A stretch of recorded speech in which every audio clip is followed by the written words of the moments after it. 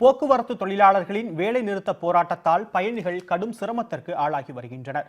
சென்னை கோயம்பேடு பேருந்து நிலையத்திலிருந்து சில தனியார் ஆம்னி பேருந்துகள் வெளியூர்களுக்கு இயக்கப்பட்டு வருகின்றன.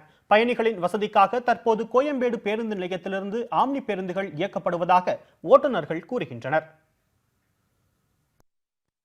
எப்பவுமே ஆம்னி பஸ் ஸ்டாண்ட் நிறுத்துவோம்.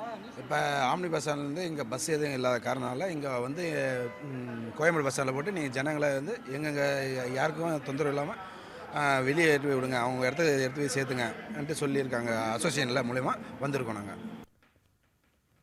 ஒரு சில ஆம்னி பேருந்துகளில் கூடுதல் கட்டணம் வசூலிப்பதாகவும் சில தனியார் நிறுவனங்களுக்கு சொந்தமான பேருந்துகள் இயக்கப்படுவதாகவும் பயணிகள் புகார் தெரிவித்துள்ளனர். அறிவிப்பு பலகையின்றி ஆம்னி பேருந்துகள் இயக்கப்படுவதால் பயணிகள் கடும் சிரமத்திற்கு ஆளாகி வருவதாகவும் தெரிவிக்கின்றனர்.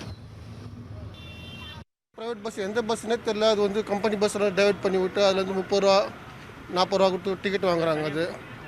அது எப்படின்னு அது தெரியல. அது யார் அலோட் பண்ணாங்கன்னு தெரியல. இல்லை வந்து எம்டிசியில் வந்து இவங்களே இது பண்ணாங்களா இல்லை அவங்க இஷ்டத்துக்கு வராங்களா அது எப்படின்னு தெரியல. அதுவும் வந்து சம்பந்தப்பட்ட இடத்துக்கு போக்குவரத்து தொழிலாளர்களின் போராட்டத்தால் கல்லூரி சேர்க்கைக்காக சென்னை வந்த வெளியூர் பயணிகள் போதிய பேருந்துகளின்றி சிரமமடைந்தனர். பல மணி நேரம் காத்திருந்து செல்ல வேண்டிய சூழல் ஏற்பட்டுள்ளதாகவும் அவர்கள் வேதனை தெரிவித்தனர். காலேஜ் லூயிஸ் காலேஜ் அடையாரில் சேர்க்காண்டி கூட்டிகிட்டு போயிருக்கேன். பஸ் வந்து கிடைக்காம ரொம்ப சிரமமாக. நானே இப்போ 1 ஹவராக இங்கே வெயிட் பண்ணியிருக்கேன். நான் எந்த பஸ்ஸுமே கிடைக்கல. ரொம்ப சிரமமாக இருக்குது. இது வந்து கவர்மெண்ட் கொஞ்சம் ஸ்டெப் எடுத்து அடிக்கடி காலையில் ஆஃபீஸ் போகிறவங்க காலேஜ் போகிறவங்களுக்குலாம் யூஸ்ஃபுல்லாக அடிக்கடி பஸ் விட்டாங்கன்னா அது யூஸ்ஃபுல்லாக இருக்கும்.